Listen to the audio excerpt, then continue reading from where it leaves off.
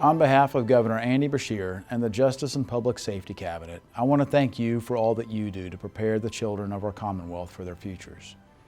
One of the critical responsibilities that we have is to ensure the safety of our schools and the children in our care. We at the Department of Criminal Justice Training have partnered with the Kentucky Center for School Safety, the Kentucky Department of Education, and the Kentucky State Police to provide this training that will show you how to prepare for and what to do if an active shooter event takes place at your school. Over the next hour, you will hear content presented from several experts in their fields who have worked hard to identify the information that you need to know to stay safe. If you are a seasoned educator, most of this information will be a refresher for you. For those of you who are new to the field, we hope this training will help you understand the elements that you need to create your plan. I encourage everyone to take this training and build upon it, working together with your staff to create, practice, and commit to memory solid plans of action in case of the unimaginable.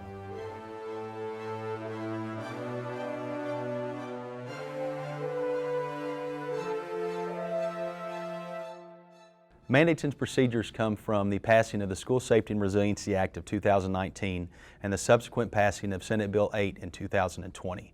These mandates are set forth in the bill, and they come from past shooting incidents. They come from research on how to protect students, how to protect staff, and this research is driven to have these mandates of why we're doing what we're doing to protect our schools and protect our staff. The way the law is written out is a layered approach to security and safety. A lot of questions on why do we lock interior doors during instructional time? Well, that's part of the layer. The layer starts out with our exterior doors. The bill states that we have to maintain and control access of all exterior doors. You have to have a buzzer on the front door. That's to make sure that we know who's walking in or stepping into our building. We have to check IDs to verify who's in the building. We ask the person why they're there. That's layers of security. If you have a vestibule or a locked door, even to get you into the school. And then, of course, the final layer of that security is the locking of your doors during instructional time, or classroom doors during instructional time. So that is why those things are specifically laid out in the law as that layered security approach. And it's point proven that locking of those doors is integral in the safety of our students, and it has to become a reality, and it has to become a routine for us to do that. And I think the more that we do it, the quicker we get involved in it, the quicker it will become routine and it will become the new normal. We've heard a lot about the new normal this year, and that's one of those things that we know that it works, and we have to continue to do it. The great thing is that our compliance officers have been all over the state, and the more we go look at schools, the more this is becoming the new normal, the more the kids realize what they need to do, the more teachers realize what they need to do. And some of our best safety experts are our kids. Our kids are reminding teachers, well, we need to lock the door. Or when they go to the restroom, they know to pull that door behind them. So they're taking a lot of responsibility for their own safety by knowing what the rules are. And we all know that kids need rules, and we learn how to follow the rules when we're in school, and that's one of the rules that we've got to follow, and it's working out very well. Had some critics talk about this layered approach and locking doors and checking IDs and things like that make it more of a confined feeling for our students. I disagree with that. I feel like that if you want to call it confined, I'm going to say that we're hugging those kids tighter. And the fact that we know this is because our compliance officers have been in schools, and the kids are the ones taking responsibility for their own safety. They're the ones pointing out people that do not have a visitor's tag on. They're the ones that are saying we need to make sure and lock our door when class starts. And so I don't feel like, and I haven't seen that the kids feel like it's more confining, other than they know they're feeling safer. They know those rules are there for them and for their teachers, and they know that there's bad things out there, and that those rules and layered protection is all for them.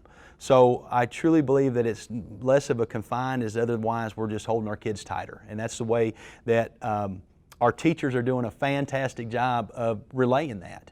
And our teachers don't want our kids to feel unsafe, or our teachers don't want our kids to feel like they're, confined. And they're working really well with them, and it's working out very well. Speaking about the School Safety and Resiliency Act and SB 8, which was a cleanup portion of that for 2020, School Safety and Resiliency Act is not an active shooter bill. It includes a lot of prevention. It includes a lot of mental health. It includes threat assessment. It includes locking of doors. It includes emergency plans. There's a lot of things that it includes. A small portion of it is active shooter training, which is what you're watching right now.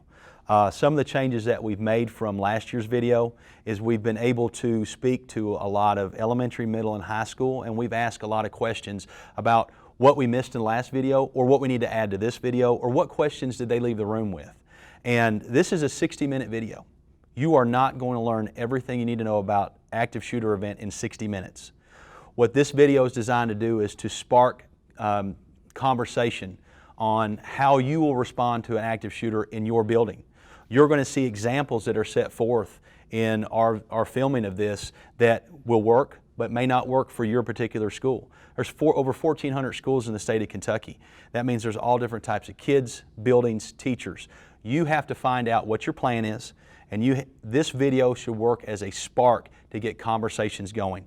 We hope you all are watching this in a large room, and that when you have questions, questions can be addressed and answered, and you can work out a plan not only for the school, but your personal plan on what you're going to do if there's an active shooter in your school.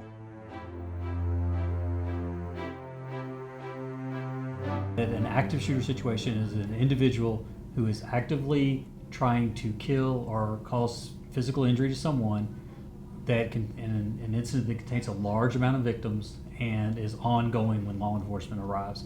That's how we classify what an active shooter is. So it's different from what people may respond to initially, but with it ongoing and the large number of victims is really what makes it what we classify as an active shooter. Typically, active shooters that we have seen so far last 3 to 8 minutes. What we have seen, use for example Sandy Hook. Sandy Hook was done in roughly 3 minutes of time. Here in our own state, we had one that lasted probably no more than 8 minutes. So that typical 3 to 8 minutes. And then according to FBI statistics that we pulled up from 2013, 66% of the active shooter incidents were over in 5 minutes or less. It's from the beginning of the shots to when the shooter is done shooting. Doesn't include the law enforcement response time because that's going to be very time consuming and doing searches of the schools. But what's going to happen is that initial action of the shooter takes that 3 to 8 minutes. And a lot of that is going to be dependent on how prepared that school is.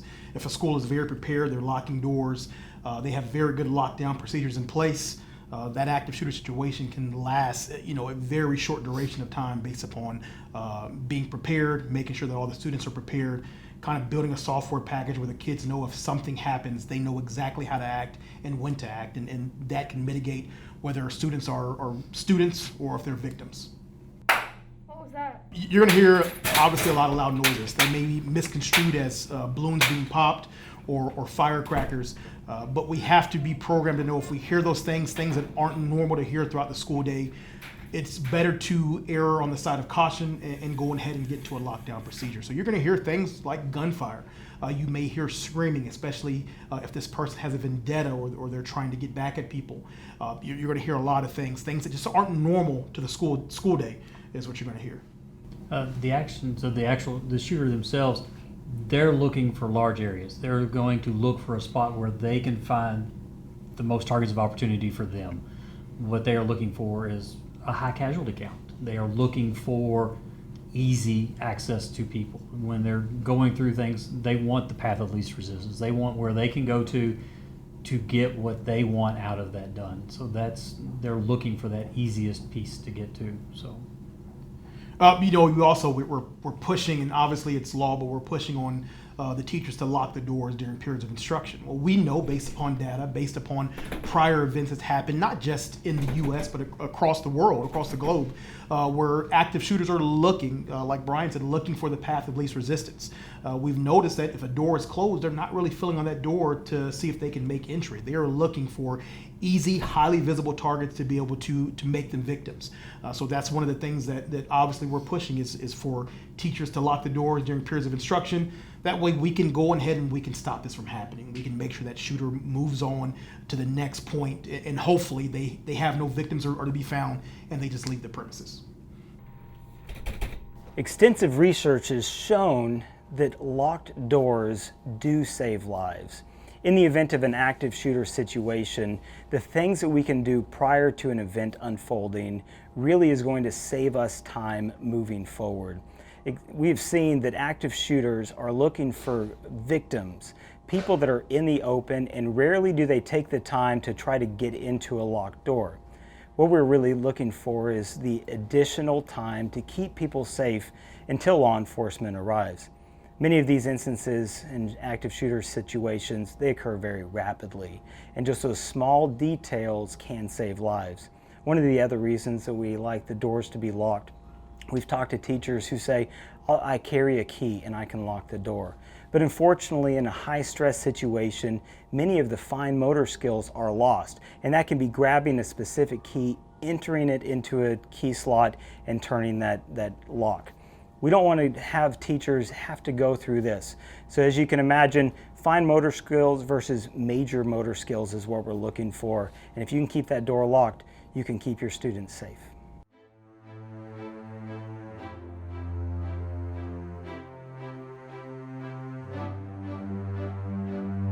There's no real profile for a school shooter.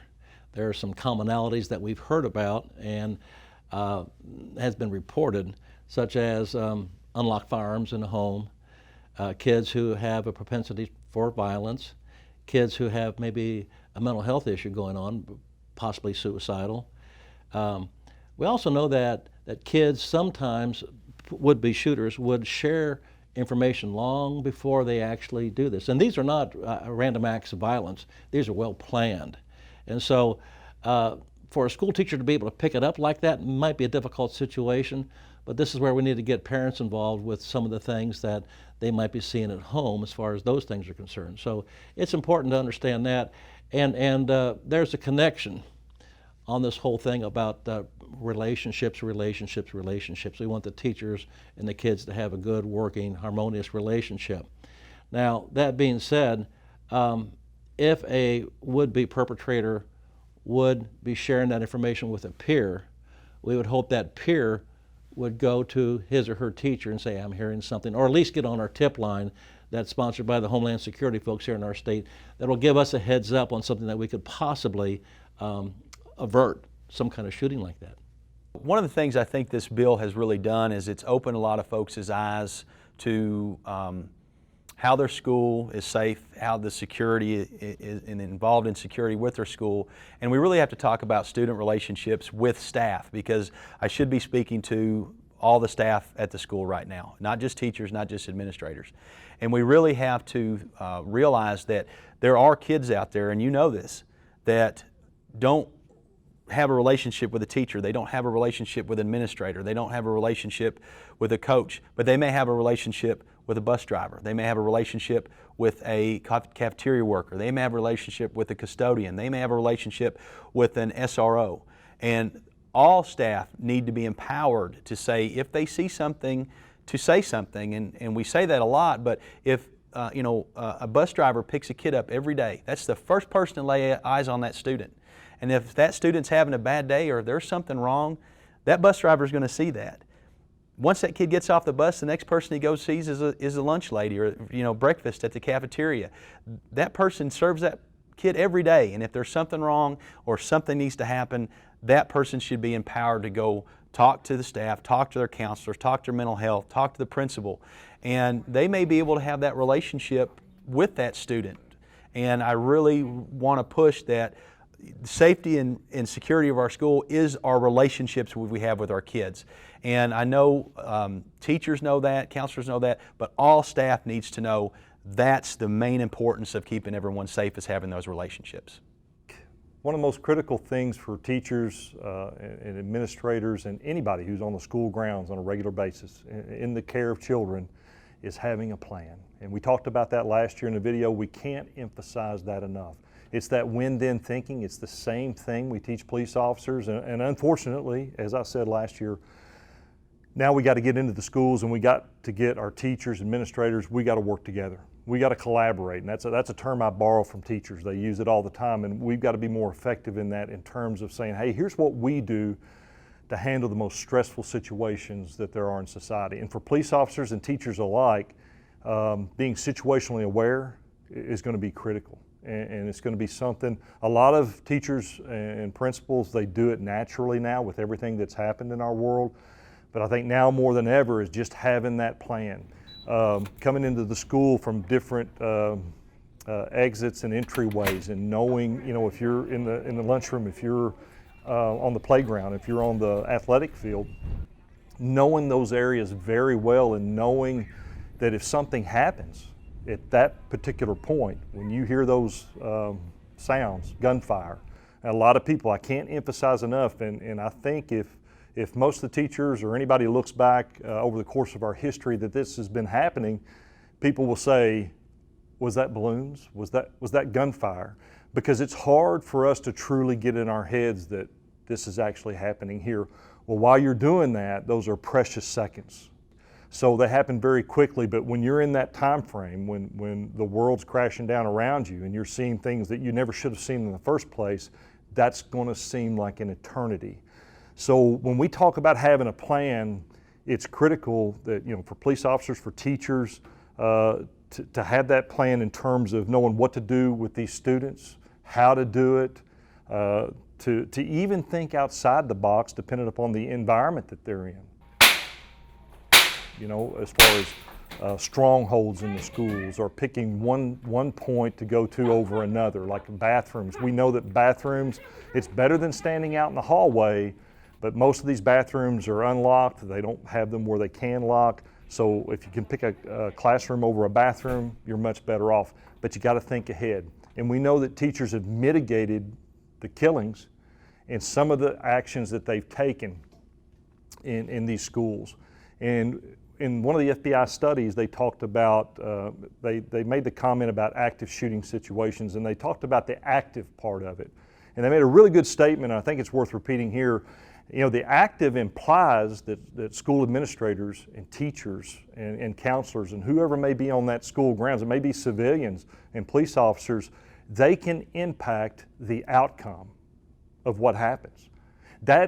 Don't take that to mean that they should all fight. That's not what I'm talking about. I'm talking about what Ben said before about those layers of protection and putting those things in place beforehand. And it gives them time to think and time to react, time to protect those kids.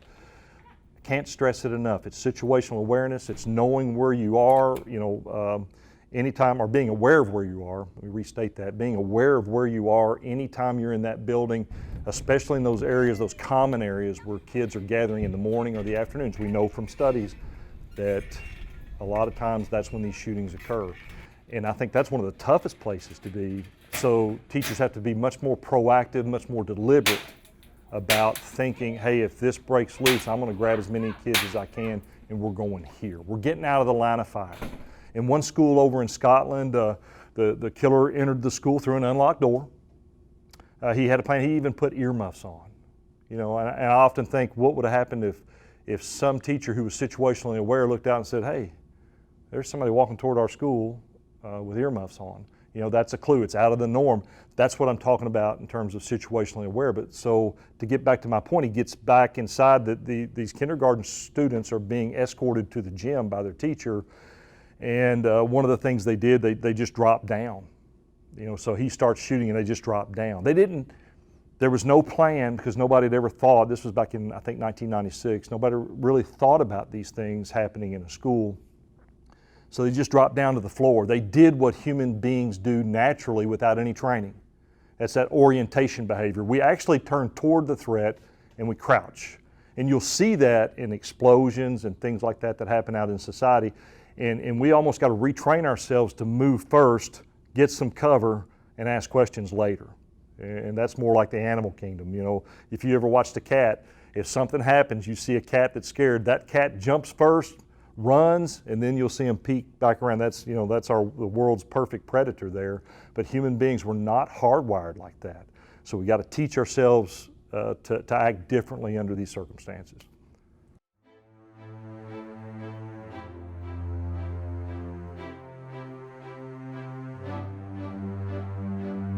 When schools plan for lockdowns, they are planning most of the time, the planning goes on as for the whole school and for the whole district. It's just protocols in a safe school plan.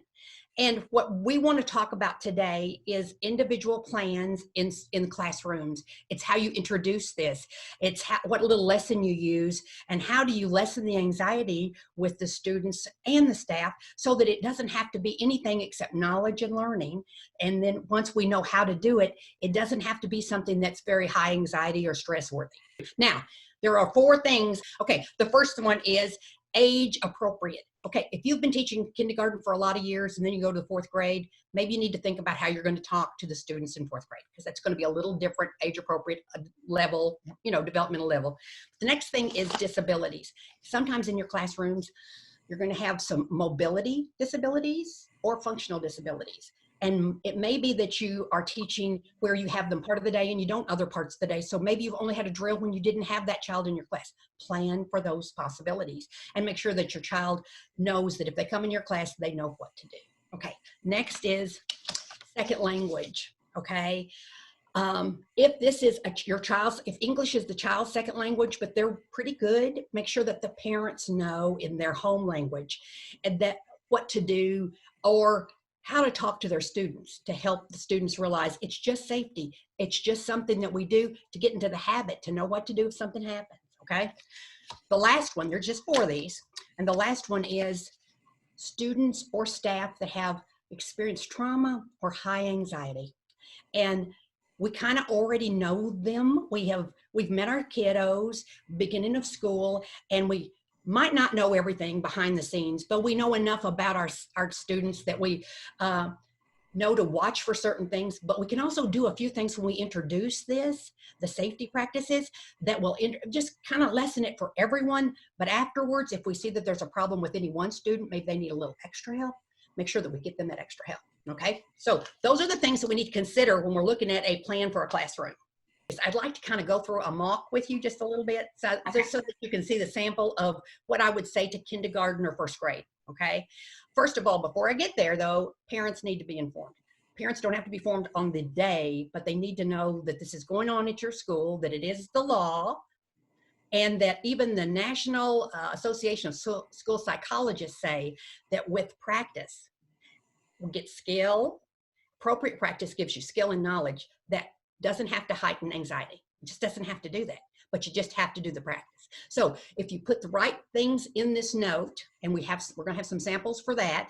If you put the right things in this note, parents will be notified and maybe lessen their anxiety. And that always rubs off on kids, just like this rubs off on kids. Okay, what you do rubs off on kids. Okay, you start with little bitties. You would start with something that's familiar, a familiar question like, or just familiar safety ideas like at home or at school.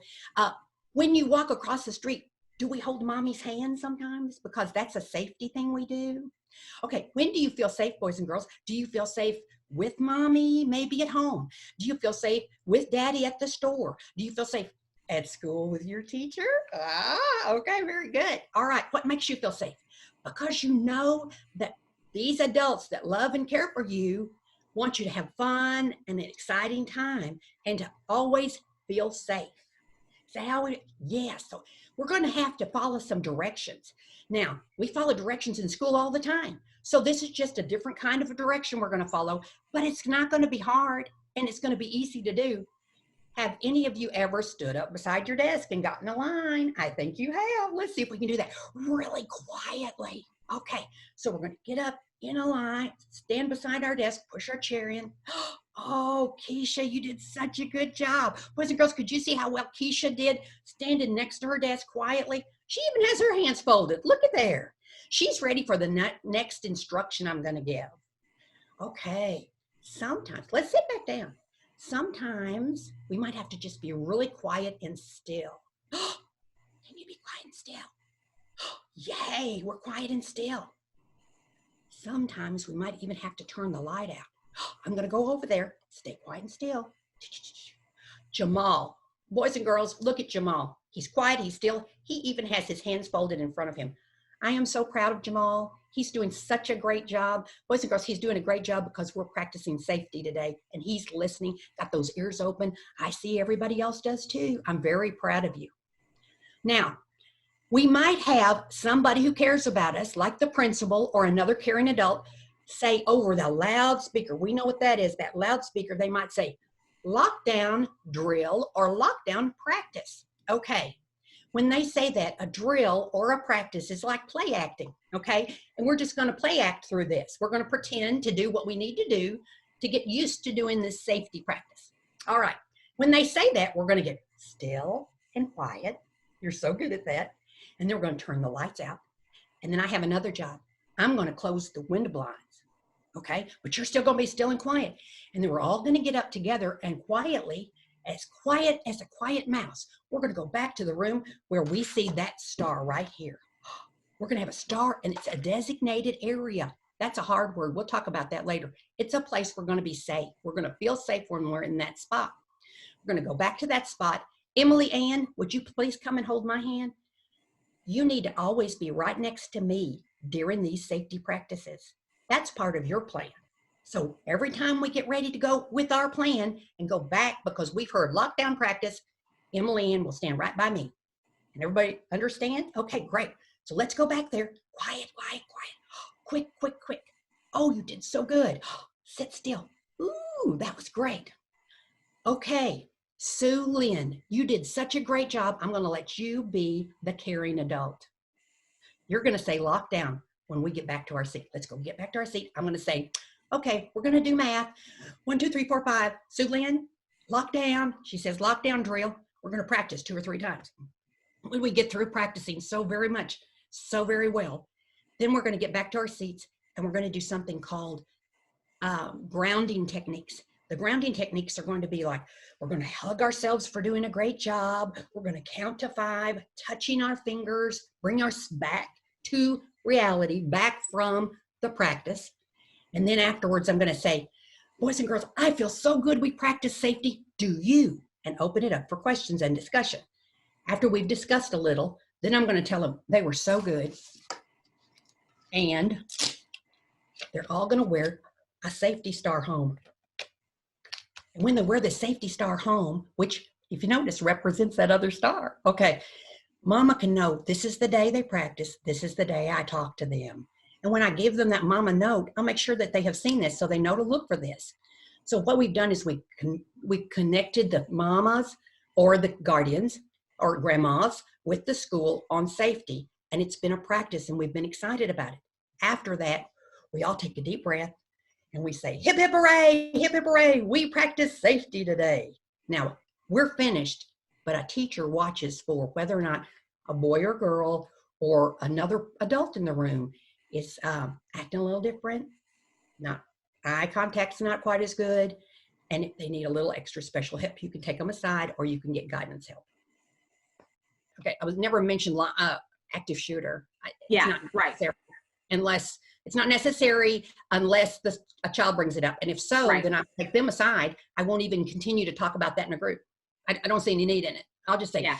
well, I understand and come here and we'll talk about that. And the middle school kiddos are very curious and they may have lots of questions, but you've got to allow for that. You've got to give them some time. So how do you start that? How do you open that up? And I'm just got a suggestion, and I'm sure there's a zillion others out there, but I have a suggestion that you either have writing prompts or discussions with your kids. Some kids are better writing and then you get everybody's answer. Some kids, you know, they won't write. So you're just going to have to open it into discussions. It's great if it's a small group. Sometimes you don't have that opportunity. It has to be a large group. I'm going to give you a couple of questions you could start with, and then you could come up with, I'm sure, many more that might be better suited to your classroom. First one is, what do you feel the purpose of a safety drill is? You've been in safety drills all your life. What do you think the purpose is? Why are we doing that? Are we just taking out time for instruction, or is there a real reason behind it? Okay, and then you answer that for me. Second one, do you feel you know what to do when they call a lockdown drill? Do you know what to do? If you're in the bathroom, do you know what to do? If you're in a classroom, do you know what to do? Do you feel confident because you've been doing this for years? Is this a new school to you? So you need to have a lot of instruction and tell me what that needs to be, because I can get that for you if you just make sure you let me know. because there's a lot of they want to look cool and be cool, but they're still maybe scared about certain areas and certain things. And does participating in a lockdown drill make you feel safer or not? Okay, now I also have a suggestion that everybody gets, I used to call them recipe cards, but they're index cards, and everybody gets to write down something they want to tell the teacher about lockdown drills. Now, if they want it to be anonymous, they don't have to sign it. If they don't want it to be anonymous, they can, but then they can all be put in an envelope or in a box, and then you get so much feedback.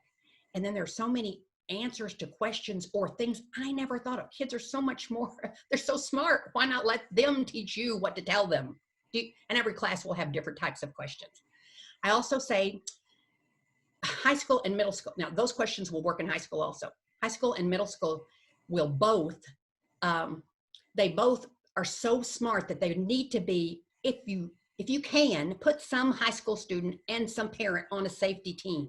You know, when you're planning the first protocol, when you're planning everything, they have a perspective that comes to the plate that nobody else brings. So if you get some high school students in, you get some middle school students, they bring in that perspective. Middle school and some high school even like competition. If you could say, we're going to have competition, we're going to see who. Now, I would say everyone that is, I'm not the type that it's an elitist thing when you have a competition. I like it where everyone that did a really good job gets like the key that says, you know, we have the key to safety outside the door. And then you get 5 keys, you don't do a homework. Whatever the reward system, I don't know. But so many keys because you were really quiet, you took it seriously. Because it gets to be a point where sometimes some kids may not want to take it seriously or take the time out from instruction. So you've got to do whatever is their currency, and you've got to figure out what to do. Now, we hadn't talked about this earlier, and I was going to throw this in. I don't know what school's going to look like this year. Okay, nobody knows what it's going to look like. I mean, bravo, pat on the back, all these teachers that did NTI, that you know, this was a brave new world. Reopening is a brave new world. When we talk about 30 days, you have to have a lockdown drill within the first 30 days of instruction. We don't know what that is. Those are flexible days. I don't know. I don't know when that's going to be. I just know the law says 30 days, and we will get more instruction from experts that know much more than I do. But I do know that it's all going to be a challenge. I know the mask is going to be a challenge. I know social distancing is going to be a challenge. I know lockdowns are a challenge, but we got to have conversations. Lockdown drills. So we never want to talk to students about active shooter drills. That's only for staff. So with students, regardless of their developmental stage, grade they're in, we always want to put this in the context of a lockdown drill. So in case of any type of emergency. So as similar as we practice for tornadoes and fire drills, we want to practice lockdown drills for any type of emergency. And so doing this with, you know, regular practice, very clear communication, the practice over time will help give them a sense of confidence and support them in terms of not feeling the extreme anxiety that some students feel when we talk about, you know, very difficult and scary things, and particularly for the younger students, but also middle and high school students.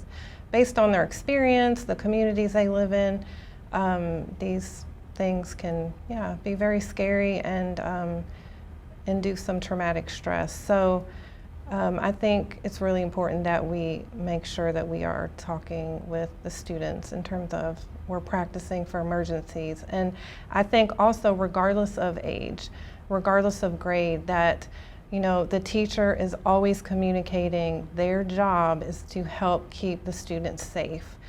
And all of this happens in the context of a relationship that has hopefully already been established. With all content, it's so critical that, you know, we have cultures that allow for vulnerability, for people to share their fears, and because, I mean, that's a critical part of the plan, you know, that people are able to process this. And again, I think having the law enforcement involved in the planning, that can cultivate a sense of calm and security.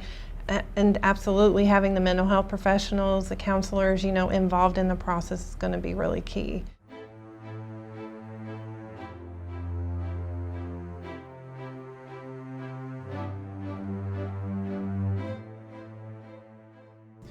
The biggest thing is trying to get somewhere where you can try to lock that door behind you. That's the number one best option. If you can't get there, at least get out of sight. Get somewhere that you can hide, and you would really have, somebody would really have to look for you to find you. But one of the things that I've seen being in schools is a lot of teachers leave their doors open during planning periods. With that, the door being open, if something does happen, those students, other teachers, other faculty members have another place they can escape to, be able to close that door and be behind a locked door, which is great. If they're maybe stuck in a bathroom, if that door is lockable, close that door and lock the door behind you. If you are stuck in a bathroom and you can't lock the door, even getting into a stall, standing up on a toilet and locking the door, those are all options you have. But the number one option is obviously getting into a room, has a lockable door, being able to put down the shade over the window, get into the blind corner, and be able to wait and be silent. That will be the number one option. But within each school is going to have different options for them to be able to go into. The biggest thing is having those options already prepared prior to. For us in law enforcement, one of the things we do is we do crisis rehearsal. If this happens, I'm going to do this. If this happens, I'm going to do that. So look around your school. Hey, if I'm here, I can go here. If I'm here, I can go here, and constantly write that software package of knowing if something goes wrong, I know I have this as plan A and this is plan B, and so on and so forth. The only thing I'll add to that is part of that software package is if the teacher isn't planning and they hear something, simply go look. I'm not saying go search the school. I'm not saying, leave your hallway, but simply, maybe look out into the hallway and see if there is somebody out there that needs guidance in where they need to go. As we know, again, under stress, people kind of do some things that they wouldn't typically do in a normal everyday environment. And depending upon the school and the age frame of who's involved, you may need to give them physical guidance. You may take them by the hand and lead them in there, or if it's an older school, or older children in the school, then they know where they need to go. But having that adult presence or that teacher presence in the hallway may simply give them a little bit extra guidance on where they go and realize, hey, I can get in this room and it can be safe. The biggest thing is trying to get out of sight. Whether you're hiding, and then if you can hide and move to a different position. One of the things that we push in law enforcement is looking for a better point of cover. When I say cover, that means something that's going to protect me from becoming a victim or a casualty. With that, if you're on a playground, if you're on a football field, it may just be going back to the run, hide, fight scenario. You running as far and fast as you can to an area where you can hide, and then hopefully you can move to a different area and eventually bound to a point where you can get behind a locked door. But in those scenarios, we know that there's not many advantages for the folks who are on the different end of this thing, but the biggest thing is trying to get out of sight. If we can get out of sight as fast as possible and hide, hopefully we can come out this thing a little bit better. Stay please, stay please. Is everybody okay? Yes, we're fine. Do you have any injuries? No injuries. All of your students accounted for? Yes. All right, well, be patient. Stay in the room, and we'll have somebody stop by the room in just a minute, okay? Okay. When law enforcement gets there, their main goal is to stop the threat, obviously. How they go about doing that it's not going to be there as a nice, opening statement of how are you today? It's going to be very direct, very authoritative, and to the point of they're there to get to a certain point. The only reason they're there is to stop that threat. So it may not sound like the normal nice police officer that you've always talked to. It's going to be that person that tells you to get on the ground or put your hands up or put your cell phone away. It's going to be very direct, it's going to be very loud, and it's going to be kind of chaotic. It's going to be to the point where you only want to obey with what they are going to say, for the simple fact that they don't know who's who when they get there. Yeah, a lot of people are going to expect the police officer to come in there with a sense of empathy and want to tell everybody everything's going to be okay, but at that point, that is not the stage that the officers who are arriving on scene are going to be in. They are there to stop the threat and figure out where the threat is at. With that, the officers are under stress as well, especially too, they get that call, that dreaded call of this going on at the school. A lot of officers still have kids that are in school that may be their child's school. So we have to understand that things aren't going to be what our normal senses of police officers. Hello, hey, how are you doing? That's not going to be it. There are going to be a lot of boisterous commands.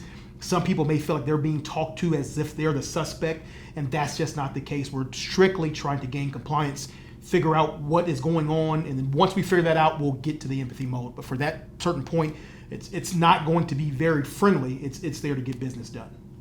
Within a lockdown, everyone has a responsibility to get the information out and get the school under a state of lockdown. So a lot of people may say, hey, that's a principal's job or that's a counselor's job. It is everyone's job to maintain the safety of those students. So every teacher needs to have a next man up mentality where, hey, the principal is out of school.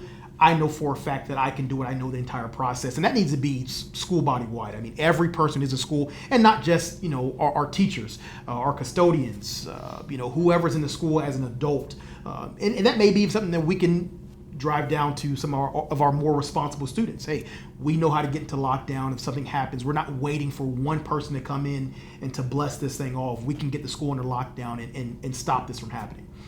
A lot of the teachers and the principal staff have radios now. Something I didn't mention earlier, but that ability, and it goes hand in hand with who can initiate something. If I can talk on a radio, then I can pass that information out to all the other staff that's in the building. That gives the opportunity to where maybe not one person there. It empowers everybody. And again, it goes back to the pre-planning. Who can do it? Who can do this? Make it as part of your faculty training. Everybody has to do it, and everybody get a turn at doing it in your drills, so that you don't have the same voice over and over trying to do something, that you don't get used to that and to start getting used to that voice and saying, nah, I've heard that voice 100 times. No, let's get somebody's voice that's different, maybe a different tone inflection, different stress level, something that's going to be a little different that catches that person's ear and gives them that ability to initiate that. Every school, by law, is supposed to have an emergency operating plan, and that emergency operating plan is best crafted when you have your first responders around the table along with your educators. And it doesn't need to be a complicated thing. It doesn't need to be 500 pages and stuff. It could be just a page or two on what you're going to do and who's going to be involved with the responsibilities of whatever an emergency comes into play here. So that's important to be able to set out the roles of what's going to happen. They need to also be making sure that they are involved with the incident command structure, that when law enforcement arrives on a scene that's a crime scene, then they're in charge. If it's a fire situation, then the highest ranking officer in the fire department's there. That the principal on the campus would then become a part of what they call the unified command anytime that we have an emergency. Then once the police officers leave and then once the fire officials leave, then it goes back to the principal. So it's a very simplistic thing, using common language, not a whole lot of codes and stuff. So it's very important for them to understand that. It's important to understand that by law they have to have that plan. It has to be reviewed annually with their site-based council, and then all new teachers need to know the entire plan from the start to the finish. All of the current teachers that have already had that training need to be ramped up on any kind of changes. One of the components of your emergency operating plan would be dealing with lockdowns, and of course that's part of this video and what we're trying to produce here. The Center for School Safety, in collaboration with several agencies and several of our consultants, came up with a list of items to consider and to discuss with your first responders when you're trying to craft your lockdown plan. And so I think it'd be very good for the viewers and for the administrators and their first responders to check that list out, see what's apropos for their specific school, and to see what they can do to make their lockdown procedures just a little bit better. When you look at the emergency operating plan, I think it's very important for the staff to understand that this is incredibly important. That chances are they're not going to have a major emergency, but when they do, they need to be very well prepared, and not to look at this emergency management plan as being some kind of compliance. It needs to be a commitment to doing things right, to practicing their drills right, to making sure that the teachers convey to the kids that this is serious business here, be it a fire drill, be it an earthquake drill, be it a severe weather drill, or be it a lockdown drill. They need to take these things seriously, and then it becomes, the more often that they do these drills, the more it becomes second nature. And when it's second nature, then you can really stop the loss of life or injuries by being able to do things the right way the first time. Let's don't leave it for these new teachers or new teachers to our school to know what to do. And some of our teachers that have been teaching for a long time maybe didn't do lockdowns the same way we would like for them to be done here now. So let's have those conversations. Let's train before it happens. Let's maybe all the fourth grade, maybe all the English teachers will say, we're going to do our intro to lockdown drills this week. Okay. And then we're going to get together at our planning period and we're going to say, how did that go? Well, really well with my class, but I had a little trouble with this class. Well, when I have those kids or whatever, I'll do this, or this worked for me. And I didn't even know I was going to do that. All that. I don't know. It's such a good synergy when you get together and you talk about it. And you mentioned the what ifs too. I think they need to talk about, okay, what if I have this child? You know, what if I have this child? What are you going to do if you have this child that needs this accommodation? What am I going to do if I have this child that needs this accommodation? What are we going to do to make sure everybody feels safe and that we know how to do it and we don't get frustrated when the lockdown doesn't say drill? Now, every drill should be announced and not a surprise. Okay, did we hear that? Okay, that's good. That's good. That's really good. That's so exciting, because when it doesn't say this is a drill or practice, and see, I'm tending toward early elementary and elementary hearing the word lockdown practice because they understand practice better than they do drill, and drill sounds kind of negative. You see what I'm saying? Every drill is a teacher knows we're going to have it. I mean, they might not know the minute, but they know it's today and it's going to happen. So they're prepared and they know it's a drill. And even if you say to the parents this week, we're going to be practicing the drills this week, then they are not scared if they see on a telephone that some kids texted or they've sent out a note, we're in a drill. Yeah, I know. I knew you were going to do that. It doesn't have the rumor mill started so much. Then every time you've got through debriefing, you change your plan. Our plans, our safety plans they have to address all these things you've changed. And every time we have a drill, have one in the classroom, have another drill at lunchtime in the cafeteria. What are you doing lunchtime? What about when we're getting off the buses in the morning? You know, I thought about, when kids are milling around in the morning, they're not going to be milling around in the morning. I mean, we're going to have 6 feet between them. Yay, I guess. So, I don't know how that's going to look, but however that's going to look, let's have them at varied times with different kiddos so kids don't get used to using, say, I always follow Sammy because he knows what to do. You know what I'm saying? So we have to have these conversations. They've got all this information has to go back into the plan, and it has to be fluid and it has to be ever evolving. It needs to be a habit. It needs to be a habit. It needs to be where we've done it so many times in so many different places that it's just like that hand goes out if you stop to click. Your hand goes out. You don't even know. There's nobody in the seat. Your hand goes out because you're helping them stop. It's a habit. You do habitually what's going to keep kids safe and what's going to keep you safe. And then you've done it enough that when the adrenaline starts, because it didn't say drill, and we have the real thing for whatever reason, maybe nothing terrible, but for whatever reason, we just go into automatic mode and we do what's right. Now, we have to do all that without showing fear, because our kids get that from us. But I'm just going to say, to end this session right here, hip, hip, hooray, hip, hip, hooray. We talked about school safety today. First of all, let me tell you how excited I am that I'm working with a focus group, a lockdown focus group, teachers and school administrators from elementary schools that are working with me right now. We're Skyping. We're not Skyping, we're Zooming. Okay, we have these little Zoom meetings, and we're meeting together to come up with some ideas to share with others to lessen anxiety that will be age appropriate and will be appropriate to disabilities and many other things. And hopefully we can get these ideas out to other people. These will just be suggestions and ideas, but we're excited about that. One of the things that I think we've been trying to do for years here at the center, and I've been here for 19 years, we're trying to be a one-stop shop for them. You make the call here for us, and we will help you with whatever it is. Now, when we're talking about emergency operating plans, we have really tremendous consultants that work with us that are trained in just about every facet of emergency management, either if it's prevention, mitigation, if it's preparation, if it's response, if it's recovery. We've got it all. And all the schools need to do is call our office, and I will assign somebody to work with the school if they want us to review their plans, if they want us to help them create the plans. And of course, right now, because of COVID, we can't do face-to-face, but we can sure as heck do the Zooming and do a face-to-face approach with that thing, and we can really help them out with that. In response to active shooter situations, several years ago, the Kentucky State Police developed a program called the Safe Schools Program, during which we have a 3-hour training. We offer a 3-hour training as part of a professional development for teachers, school administrators, and staff. It is our job, and we find it's our responsibility to make sure that our teachers are equipped with the proper information and experiences to keep our students safe.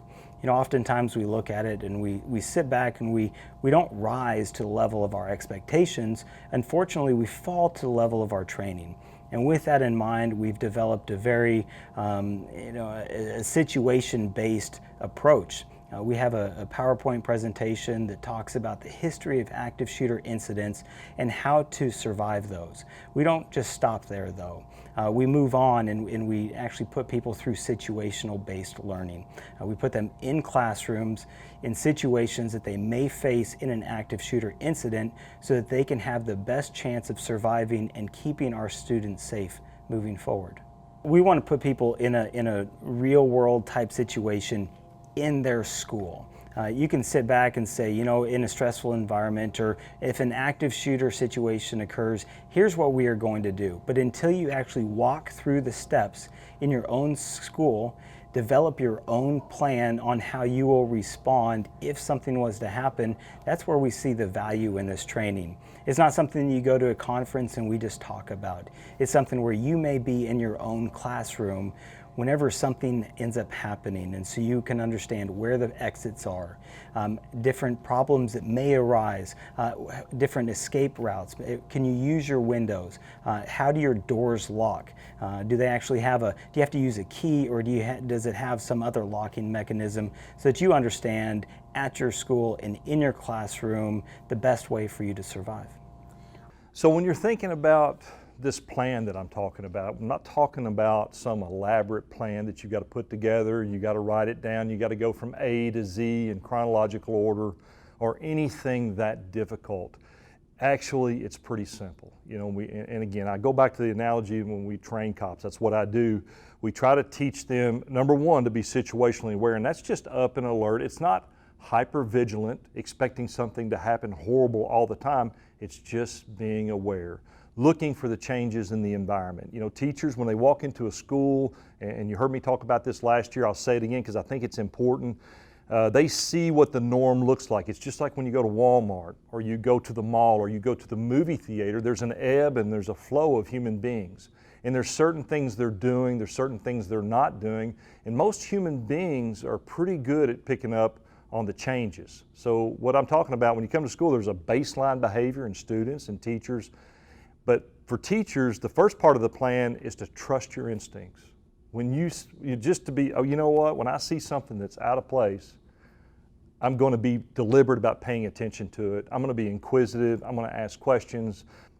It's things as simple as that sometimes that can stop these things, and you know, putting your attention where it needs to be. On the other part of the plan, are the plans that you have. It's what you do when you get out of the car. How do you walk to the school? Are you on your phone? Are you texting and trying to catch up with things and all the stuff we all do between your car and the school? If you're on monitoring duty, are you on your phone? Are you talking to a colleague? These are things we love to do, especially if you're like me. I love people, you love talking to people, and we can get distracted from the things we need to do. And part of the plan is being delivered about saying, hey, you know what, when I'm here, when I get to this school, I need to have my head up, I need to be paying attention to what's going on in the parking lot, and I need to be very deliberate about if I'm on duty and I'm at that, if I'm stationed at an entrance, I'm just paying attention. That's a plan. I'm looking for, you know, that stick in the mud, so to speak. You know, I had some training about the Secret Service years ago, and they talked about how they looked at crowds during presidential details, and they said it's pretty easy. You know, you think about the ocean, you think about the tide rolling in and rolling out, and all we're looking for is the stick in the sand.